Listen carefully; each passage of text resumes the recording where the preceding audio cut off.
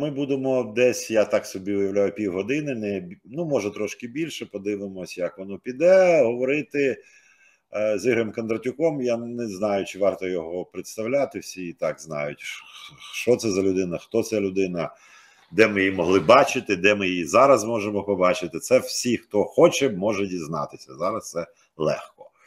Привіт, Ігоре, дякую, що знайшов для нас час. Привіт. Я не впевнений, що є люди. От чого я пропадаю, скажи мені. Не знаю. Я думаю, я ж кажу, що треба голубів наймати, щоб вони оцю птахову пошту, це надійніше. А оці сучасні засоби комунікації, вони показують себе. Ну, менше з тим. Чути, якщо мене чути, я починаю. Так, я тебе чую прекрасно. Сподіваюсь, ти мене теж. Так, я якраз дуже добре чую, все гаразд.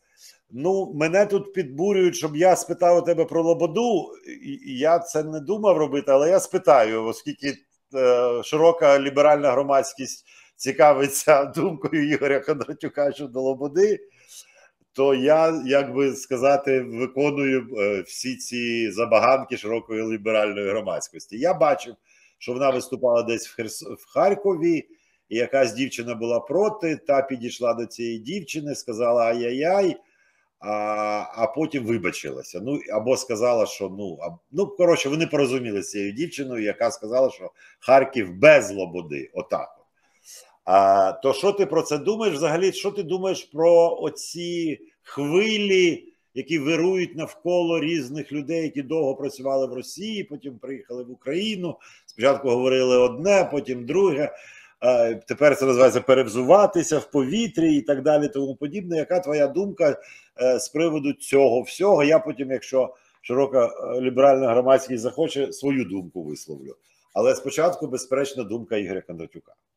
Ну, дивись, я вже так багато говорю про Лободу, що зараз, коли почують твій стрім, колеги з каналу, якому я симпатизую, вони скажуть, чому ж ти нам не сказав? Тому що я про це вже казав з 2014 року, і казав, і для мене це однозначна історія. Люди, які після 2014 року продовжували свою діяльність будь-яку. Ми ж говоримо лише про Лободу і Лорак, тому що ми їх знаємо. Там купа їх, без сумніву. Там є штукатурщики, нафтовики, айтішники, кого там тільки немає, здається. Хоча я вже в цьому став сумніватися. Я ж фізик-експериментатор, і якщо з того боку не йдуть ніякі сигнали, то може їх там реально і немає. Може вони туди виїхали, потім через протоку перейшли в Аляску. Я вже не впевнений, що там є українці. А оці, про кого ми зараз говоримо, вони на верхівці, тому що вони є так званими публічними особами, популярними співачками, які популярно співали дуже багато років з усіх наших радіоприймачів, автомагнітол і концертних майданчиків, телешоу, всі вогники без них не обходилися, новорічні чи не вогники, як будь-які інші. Вони запроданці, безмозглі, безчесні, без всього, що можна сказати. Ну, це для мене така однозначна історія, і вона не підлягає ніякому коригуванню. Вона підлягає коригуванню, якщо вони раптом прислухаються до мене, них самих, їхньої поведінки. Здається, Лобода це пробує робити, тому що вона ж там записала якесь сльозне відео в 22-му році, мовляв, я тільки зараз проснулася, а то спала з березня 14-го року літургічним сном, спляча красуня. Хоча ж не спала, гарцювала по російським сценам. І от як таке може бути, що от що то там Ірпінь, чи за що вона плакала? Я точно знаю, що в неї є мізки. Відповідно, казати, що вона безмозгла істота і її не можна критикувати взагалі, тому що, якось, знаєш, не прийнято критикувати людей, у кого немає мізків, ці люди хворі. Ну, да, це ж їм треба давати медсестер, сиділок і так далі. Відповідно, ця історія була, виглядає як абсолютно цинічна, абсолютно, не те, що не патріотична, навіть не зрозуміє цього слова, тому що в її розумінні патріоти – це ті, хто слухають пісні Свята Лободи, незалежно від того, де вони живуть. Тому що вони її патріоти. Таке, вона буде проходити, мабуть, свій шлях очищення, якщо її вистачить. Я боюсь, що її не вистачить, тому що ця дівчинка вона молодець, вона якраз от зараз на цьому тижні ці дві були події, да, ось дівчинка і трагічні хлопці, які загинули в Бердянську, який хлопець, який російською сказав «Слава Україні» і загинув, да. Просто, знаєш, ми з тобою вчили, що Велику Вітчизняну війну були якісь герої, да? Потім нам довели, що 28 героїв панфіловців не було, а Зоя Космодем'янська взагалі її в селі ненавиділи, і, коротше, багато ще якогось трешу, ця історія реально відбулася на наших очах. Так ось, я не знаю, як вона пройде своє очищення перед такими дівчатками-хлопчиками. Не треба бути великою вангою, щоб зрозуміти, що її на багато концертних майданчиків не пустять. На мій погляд, Міністерство культури мало би, ну я вже не один раз це казав, ну оскільки тобі я це не казав, то ще раз повторю на твоє прохання. Мало би якось такого зіслати, знаєш, як на під'їздах вісою, да, вважаємо, шановні жителі під'їзду, води не буде в такий-то час. А от, шановні ті, хто виступав на російських майданчиках, майте на увазі, що Міністерство культури має нульову терпимість до вас, попри те, що закони України дозволяють вам зараз ходити країною і навіть виступати. Попереджаємо вас, що на вас з боку людей, які не прийняли вашу позицію співати для вбивць і агресорів росіян, можуть бути стихійні дії від українців, які потерпають від війни з 2014 року. 14 рік великими літерами, десь шрифтом 18-м написати. Ну і потім що? І потім сказав би міністр Ткаченко, що я всім розіслав, чи то смс-ки, чи то на пейджер, чи оці бумажки доставив як повістку, розумієш? Печально, ганебно. Ну, я нічого не можу сказати. Я вже перебісився на цю тему. Вона для мене померла, як співачка. Окей, я нічого не повинен написати, якусь червону руку 2, Микола. Червону руку 2 якусь напише, я може скажу, ну ладно. Це все цинічно, гроші, більше нічого. Ну дивись, давай розширимо цю історію до всесвітньої ширини, до довжини. В тому сенсі, що оце скасування російської культури як такої. Це, і тут виникає достатньо багато думок в моїй дурній голові. Я щойно прочитав велике інтерв'ю Гідона Кремера, Скрипаля, такого всесвітньо відомого антирадянську людину, дисидента до певної міри і так далі. І от що я сиджу і думаю. От очевидно, що для українців будь-що, для нормальних українців, будь-що, що пов'язано з Росією, абсолютно відразу викликає. Очевидно. Але от такий українець, як, наприклад, я, приїхав, наприклад, в Лондон, Париж, Нью-Йорк, Відень, до Варшави, я не знаю, і дивиться, є напис «Заходьте, будь ласка, на концерт, перший концерт Чайковського». Угу. І отут виникають питання, що таке може статися. І я просто в роздумах, у мене нема тут позиції якоїсь такої абсолютної бронебойної, що українці будуть казати, що Чехов це погано, а приїздити в Лондон, в Вест-Енд і дивитися «Три сестри» на Ковенгарден театрі. От просто, якби, що з цим робити? Які у тебе є роздуми? Я не питаю тебе, скажи конкретно точку зору, таку, як оцей куля летить прямо в стіну. А от, просто роздуми. У мене є багато думок з цього приводу. В першу чергу з музикальних, да, я розумію, Пушкін там просто написав, що він за імперію, просто чорним по білому, чи там золотим гусячим пером, як вважають кацапи. А от музика, яка ніби нейтральна, найбільш демократичне мистецтво, і там щось хтось написав, або там Чехов, який завжди казав, що він хахол. Ну, тоді так слово українець якби не вживалося, але він завжди... Більш того, я знаходжусь у Львові, він з Львова до Києва переправляв підпільну україномовну літературу. Він був контрабандистом, Чехов, допомагаючи українській справі. Тобто дуже є багато контроверсій. Твої думки, будь ласка, вибач. Мої думки, захищатися від усього російського – це зараз такий інстинкт самозбереження.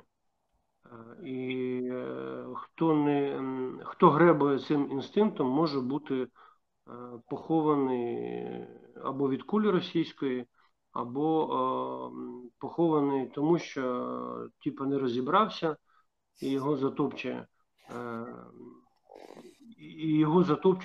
як там, так і тут. Я не хочу нічого чути російське, я просто, я не брешу. Чесно кажучи, наша з тобою розмова трошечки нечесна, в тому сенсі, що у мене в книжковій шафі стоїть купа книжок російською мовою, причому класиків. Тут нечесність полягає в тому, що мій покійний батько передав свою бібліотеку, там, дивись, 12-томник Достоєвського, там, Лев Толстой, там теж томів 8, трьохтомник Чехова, Маяковський. Коротше, там що тільки не стоїть. Я поки що ще не викинув, просто це, очевидно, зроблять мої діти, тому що мої діти взагалі не читали російської літератури. Взагалі. Моїм дітям від 19 до 37 років. Вони взагалі, вони і читали в школі те, що проходило. От остання, крайня, молодша моя доця, вона її не вивчала навіть, тому що вже в програмі там було якось, я не знаю, що вона знає з російської літератури, вони точно знають Толкіна, вони точно знають Роберта Желязного, там на другому поверсі у нас повне зібрання таких товстих книг. І, чесно кажучи, я не можу сказати, що мої діти недорозвинені, навпаки, досі вчиться в Аризоні і відмінниця. І, коротше кажучи, це такий атавізм. Це такий атавізм, тому нам з тобою не дуже чесно розмовляти, тому що ми з тобою російської літератури перечитали 1 мільйон. І переслухали співаків, і мені можуть закинути: Василь, що ви травите? Ви слухали Цоя, ви слухали навіть Кінчева, імперця конченого нині. Я вже не кажу про те, що я Чичеріну в обличчя бачив, коли вони співали з цими хлопцями з «Твой рок-н-рол», да, пісню. Умерла так умерла. Для мене російська культура, як і Росія, померли в березні 2014 року. І я стверджую, що це вони себе вбили. Все. Да? А далі все те, що я зараз бачу, виникає лють, виникає постійні бани в Фейсбуці, і навіть сторінки зносить Цукерберг. Вона мені не потрібна. Ти такий смішний, хтось поїде в Вест-Енд послухати 3 сестри. Там 3 сестри йдуть англійською мовою. Я ходив на мюзикли неодноразово в Лондоні, і якби, звичайно, не музика, я б там відчував себе, звичайно, як деякі репліки я можу зрозуміти, особливо, якщо перед тим прочитаю лібретто, ще бажано на українською там, чи російською мовою, щоб хоч зрозуміти. Хто буде дивитися Чехова? Та ніхто не буде дивитися. Ніхто, вони не щезнуть. Вони стануть нормальними, прийнятними навіть для українців, якщо Росія перестане бути імперією. Невідомо, коли це буде, це ж майже триває вже чорті скільки, да? І чи буде це взагалі. Коли проведуть, як це називається, знаєш, діаліз, ні, як називається, коли ставлять і кров проганяють через щось, прочищають. Коли очистять росіян, прогонять величезну чергу багатотисячно-кілометровою і очистять і виловлять цю імперську бацилу, може статися так, що можна буде читати не лише Чехова і Гоголя, які безумовно є людьми української крові.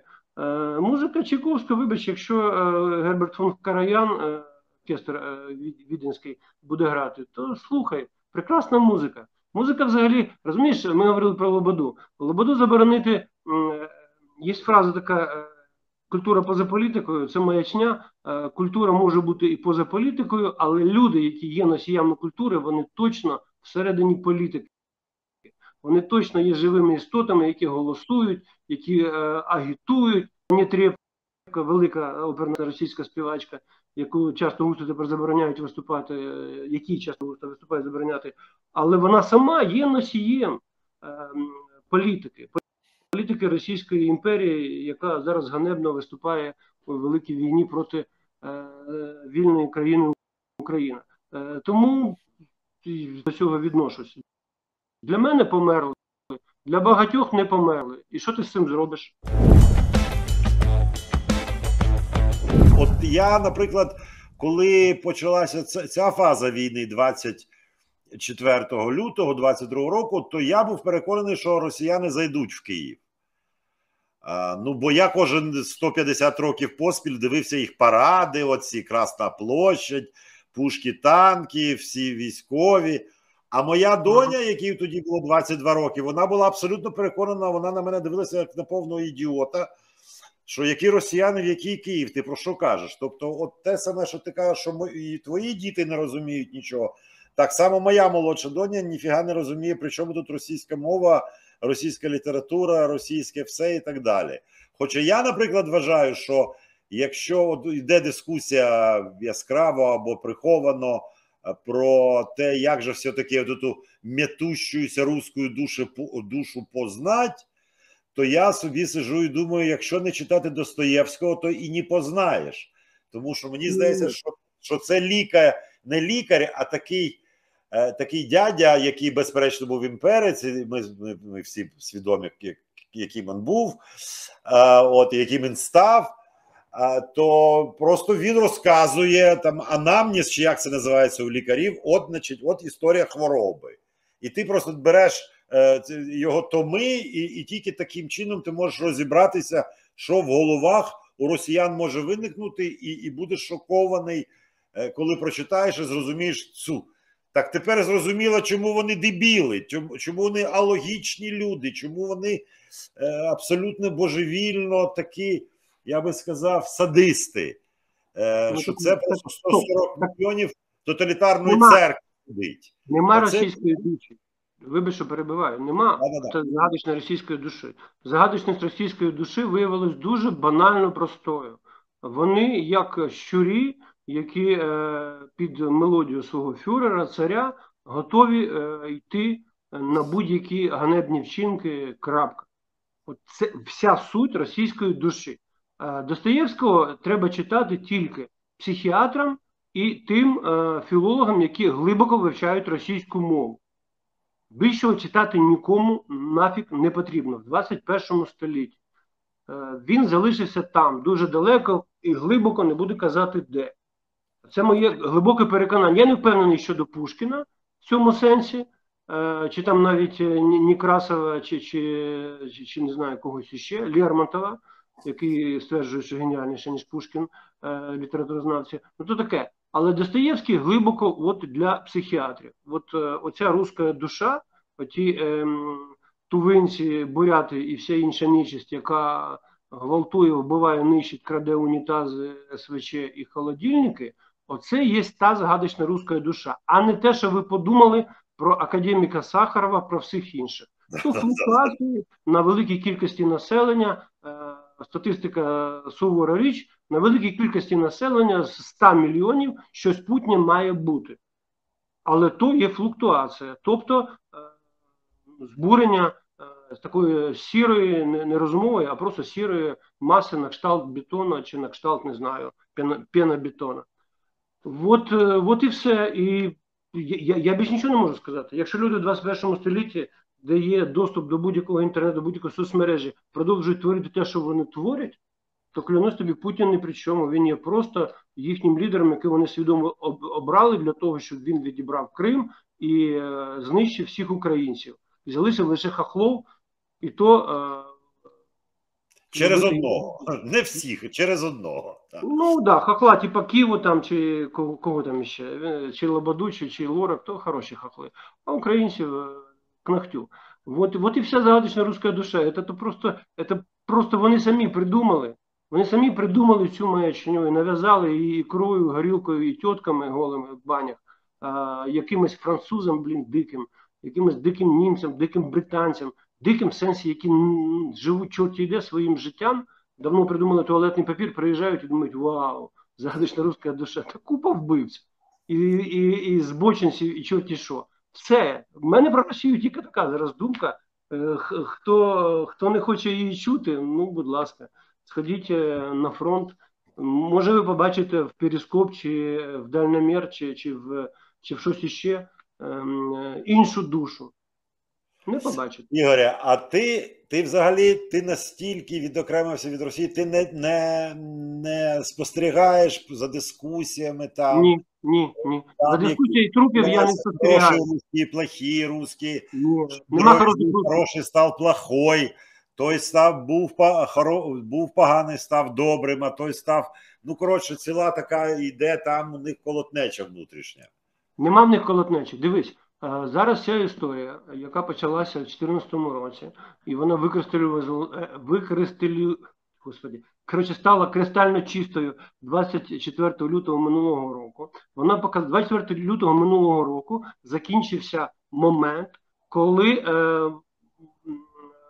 всі так звані хороші русські перетворились на таке ж лайно, як отой зелений чоловічок, який давав інтерв'ю каналу ICTV біля військової частини України, щось там більмотав і нічого не відповідав, по суті, тому що йому було заборонено говорити. Але тоді ще, але він чомусь піддався. Ні, не знаю. От це відбулося саме 24 лютого. Чому? Тому що хороші русські, в моєму розумінні, це ті люди, які після 18-го року не дали би Путіну взагалі можливості правити країну. Тому що нагадаю, що Путін, диктатор, вбивця, збочинець, гвалтівник і все інше, що ти знаєш погане, його було обрано в 18-му році на президентство. Це за 4 роки після того, як він зробив окупацію Криму і розв'язав гібридну ганебну війну на сході України. Якщо його після цього було не просто обрано, а внесено у бюлетень виборчий, то це означає, що хороші русські, вони погані русські, вони нічого не робили. Я не бачив багатотисячних мітингів. Я бачив там одиночний пікет Шендеровича. Так, я віддаю йому належне. Я знаю, що весь час Лія Хіджакова виступала проти. Я знаю, що Басилашвілі сказав, що від цього позору ми ніколи не відмоїмося. Великий геніальний актор з драмтеатру Толстого в Пітері. Олег Басилашвілі. Я знаю ще пару людей, які сказали, Боже, цього не може бути, але це відбулося. Я маю на увазі про березень 2014 року. Але хороші русські, Микола, вони всі померли. Їх немає. Хороші русські – це ті, які б не дали тирану розв'язати війну, яка може перейти в Третю світову війну, про що всі бояться і правильно бояться, тому що він шизоїд і йому все по барабану. У нього немає ніяких людських стримуючих факторів.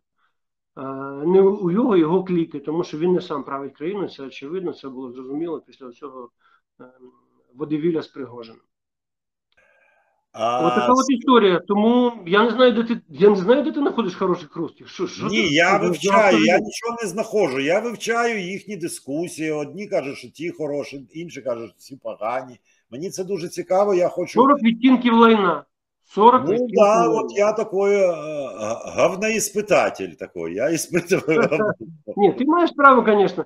Такі люди називаються копрофані, це трошки інше. Копродослідники, да. Да, ну це я погоджуюсь. Просто мені, розумієш, я думаю, що я зараз висловлю таку дуже непопулярну думку, і мене, якби я був в мережах, зацькували вже давно, але я кажу, що просто Україна історично так склалося, що вона є тією головною голкою, і яка в яйці, які в качці, які і так далі, тому подібне. Як нас вчив великий Бжезінський. Але насправді мова йде, і я тому дуже часто говорю про Росію, тому що мова йде про розпад оцього монстра. Просто Україна головний, я не знаю, там головна підпорка була в цього монстра. І, безперечно, йде боротьба навколо України. Але мені цікаво зрозуміти, як буде занападати оцей весь комплекс від Європи до Аляски. Я коли дивлюсь на російську карту, я розумію, що це не можна тримати вкупі. Це якийсь абсурд повний. Тим більше, що жити можна тільки на південному краєчку, такому 100 кілометрів від кордону, там ще щось росте. А далі Сибір і вічна мерзлота. І ти сидиш і думаєш, а нахіра вам, ну моя доня маленька, постійно, а нафіга вони загарбували там, де жити не можна? Ну там англійці, вони Індія, тепло, спеції, банани, культура, а там просто все, нічого нема, красива Ні, тайга. то І так що вийшло. То перепало, частково перепало просто тому, що, ну, а з ким дружити, вибач, Евенкам? Через Північний полюс з Евенками Канади? Ні, це трошки нелогічно і незручно, і навіть неможливо було в ті часи.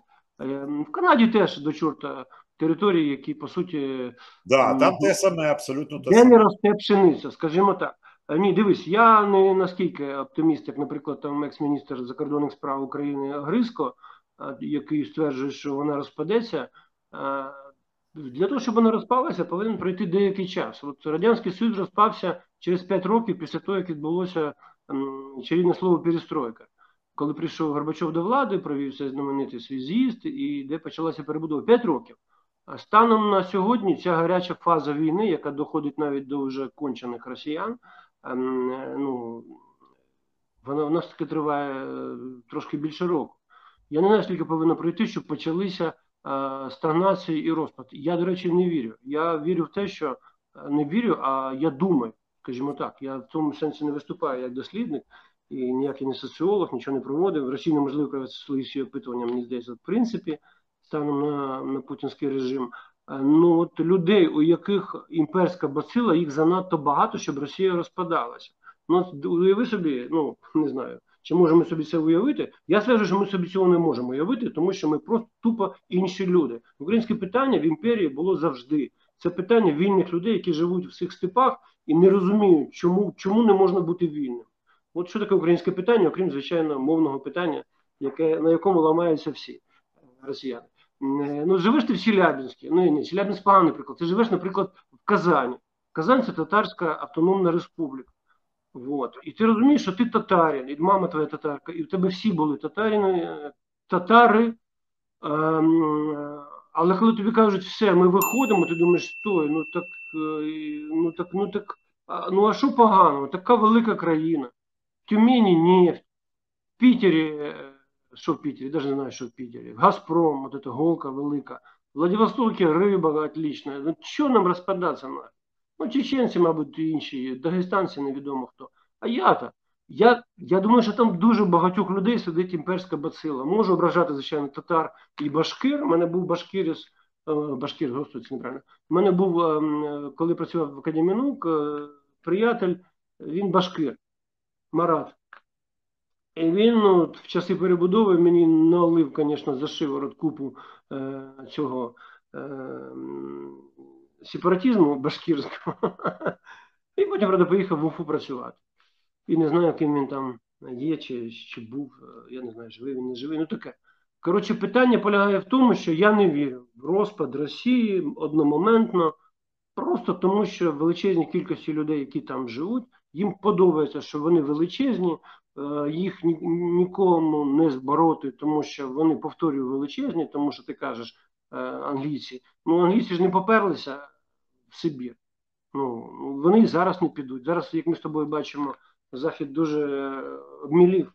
Нема не те, що Черчиллів, немає, нікого там немає зараз. Більш-менш колоритних і дієвих. Вона їм територія це чорту не потрібна. Та, є нафта, газ, є дерево, є, не знаю, пушніна. Пушніна, пінька і дьоготь. Я не вірю в розпад Росії. Це дуже наївно. В те, що там буде безлад і можуть бути церкви, які приватизують оці ядерні шахти, які на їхній території, в це вірю. Але те, що вони захочуть жити різними державами, ой, взагалі не вірю. А людство, давай, важливе питання. От ті, що ти нарікав зараз, лідери Заходу і західна суспільна думка, ну, очевидно, що є хвора на рак, причому 4-ї стадії, людина світу, називається Росія. Колись на початку 20-го сторіччя називали Балкани хвора людина Європи. А тепер у нас Росія хвора людина світу. І з цим все треба щось робити. Ти колись думав про те, що там є рак, причому який передається. Не просто він хворий на рак. Якби вона сканала, ця Росія, то всі, може, і спокійно на це подивились. А це ще такий рак, який передається. який нав'язує свою хворобу сусідям і так далі. Щось людство буде з цим робити, чи скаже, ну, хочете помирати, помирайте, ми будемо на це спостерігати, купимо собі більше попкорну. Дивись, я скажу тобі чесно, я довго працював в Москві, у мене телевізійна школа моя, це телекомпанія «Ігра», та яка виробляє «Що де коли», зараз раніше виробляла «Блін, Любовський розгляд», ще деякі передачі. Я не вірю, що Росію не попустить від цього шоку, який у неї був, коли забрали в неї Крим. Ми ж про це багато разів дискутували, живучи, я з 90-го року, я там досить щільно бував в Москві. Я з 85-го в Москві дуже щільно бував, але з 90-го там ще й працював. І я думав, що попустить. Так, ми там, випиваючи, жартували, я їм питав, на чорта вам Крим, коли ви там, по-перше, не буваєте, а по-друге, в чому прикол?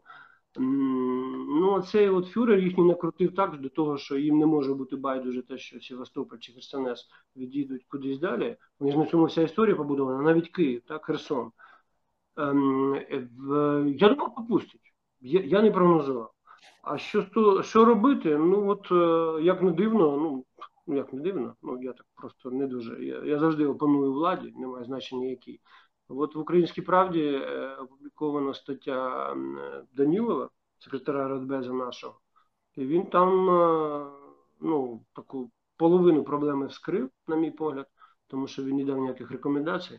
Але він написав чітко, що насправді Захід реально безсилий, він продовжує друкувати там, він зіслався на Foreign Affairs, такий журнал для високолобих, типу науковий журнал, ти знаєш, да, про міжнародну політику, це не якісь там... Там два хлопці написали, що треба... Да, і вони написали, що, мабуть, з Росією.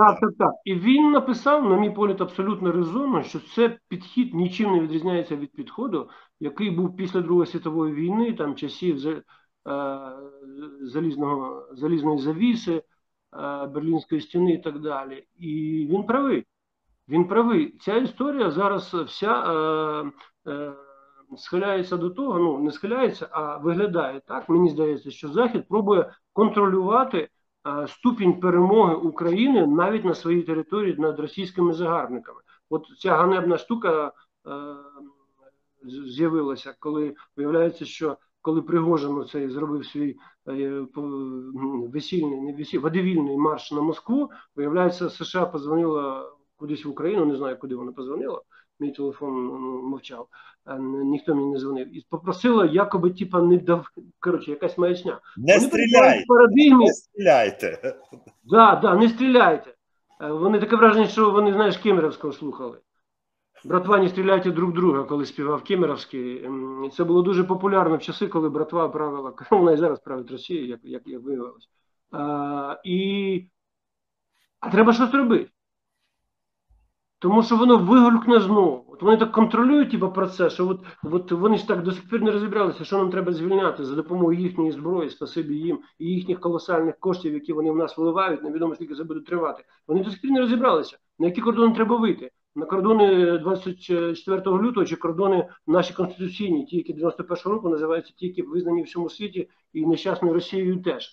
І це дивує, тому що це означає, що у них, їм просто, от я сиджу в кабінеті, у мене тут комфортні крісла, вони не хочуть вийти з свого кабінету, та яка нафіг Україна? Я ж послав, я ж зробив переклад, тільки що з карточки перерахував, які там ще проблеми? А ця проблема є колосальною, тому що у неї найбільша кількість ядерної зброї. І вона періодично бахвалиться, періодично Америка каже, все під контролем, ми домовились. Да які навіть ви домовились? Якби ви домовились, не було б нічого, окей, не 14-го року, а після, ні, не треба казати 14-го року, було 8-го року. Була ганебна історія в Південній Осетії. Що ви зробили? Ви прожували соплі, ви сказали, що таке Грузія, ми навіть не знаємо. Це Грузія чи Джорджія, Атланта, вони плутали, мабуть, і до сих пір плутають штат США. І це велике питання. Да? Я не дуже великих думки про інтелектуальні розмови здібності нашого секретаря Радбезу, але ця стаття, я ж кажу, наполовину була правильна, тому що друга половина треба було дати пораду, що робити. Але тут, звичайно, складно Данілову поки що написати публікацію Foreign Affairs, тому що складно. тому що до цього треба готуватися десятиліттями, закінчувати кращі вузи, ніж що він там в Луганську закінчив. Я думаю, що світ поки що тупо не знає. Китай не знає. З одного боку, все здалося зрозуміло, величезна нація, величезні ресурси, колосальна кількість зброї. Та вони до Урала пройдуть, ну не за 3 дні, ну пройдуть. Тим паче, що ті придурки все спалили. Оця Тихоокеанська морпіхота 3 рази перемелена десь під Вугледаром. Але вони все одно не знають. Вони не знають, що їм вигідніше. Щоб Росія існувала чи не існувала. Вони реально цього не знають. Ну що, ми з тобою зараз будемо говорити такі розумні, знаєш, а насправді це колосальна проблема, як знищити імперську бацилу у росіян. Питання в цьому полягає, а не в тому, чи спалити її к чорту, вона ж відродиться, падлюка, це ж гідра, чи розчленити, вона знову може зростися. Питання в тому, як їх очистити, як їм пройти оці медичні процедури. Не знаю. Окей, закінчуємо розмову, але я закінчу такими словами, може дивними, але мені здається справедливими. Як багато хто з тих, хто дивиться цей наш стрім, думає, що це Ігор Кондратюк. Ні, це Дмитро Донцов. Це інтегральний націоналіст український. Так що майте на увазі, що це дуже важливо, як за допомогою кацапів перетворювати людей, які просто собі жили життям, а потім перетворюються в інтегральних націоналістів і кажуть, поки росіяни є, ніде в світі спокою не буде. От така от історія. 20 років після нашої з тобою смерті, дай Бог нам прожити 100 років, отакий же стрім буде вести Світлана Лобода, яка скаже, що я у 2023 році зробила вирішальний для себе крок. Я виступила в Харкові, мене обхаяли, я потім подивилася стрім, ви їх не знаєте, Вересня і Кондратюка, і зрозуміла, що треба прочитати Донцова. І я президентка вас, шановні українці. Дай Боже, щоб так було, дай Боже, да. Окей, Ігорю, дякую за час твій і дякую всім, хто дивився. На все добре, успіхів і Україна переможе за всіх умов, щоб ви не нервували, все буде гаразд. Пока, Ігор, дякую. Дай Боже, пока. Пока.